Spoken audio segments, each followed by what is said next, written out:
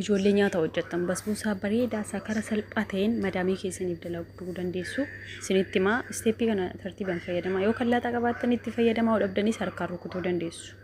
maafi mushkila sukkaaraa haliib niidoo hanqaaquu zabaadii maankaa takka okay walitti maktoo jechuudha faliiniyaan illee xiqqootti nattu okay zayitii nuusii burcuqoo bishaanii jechuudha nuusii isaa guutuutti hin gootan zayitii yookiin ishiisima maal jedhanii zayitii yookiin ammoo qibee dhadhaa jechuudha walitti daattuu okay achii booda samiixa itti naxxan ishi joosile hindii paawudarii isaatti naxxu nashaa beekingi paawudarii bishaan xiqqoo ishee kaza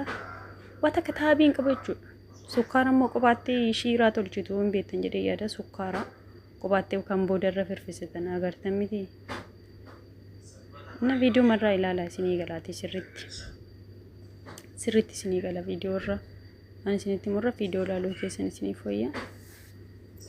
okay akka inni hin qabneef kan inni duratti naqe akkasitti gootu jechuudha isinii galee amma akkasitti furuna keessanii fuutu achi booda shiiraa yookiin ammoo sukkaara burcuqoo tokko nuusa kubbaayatii fi bishaan burcuqoo tokkoon tolchitanii irra keessa sanaxoo barbaadan istilaan isin nyaatan yoo barbaadan immoo shiiraa tolchitan jechuudha amma kuni mistilaadhaan godhe sukkaaraan በነገራችን ላይ basbuusaan gishtaan tolchamu jira basbuusaa gosa hedduun dalagama beektan miti kana inni akkasitti basbuusaan kachi jedhee jechuudha kana hojjedha gumbasii isin hin taabsu jechuudha taara basbuusaa waarif jedhaati kana bilbila ilaalaa hojjeta waa tokko isin hin taabsu rabbi hamshee gargariin madaamiin jiraatin malee jechuudha shuftu turte gaarii galatoomaa viidiyoo laayik godhaa hundi keessa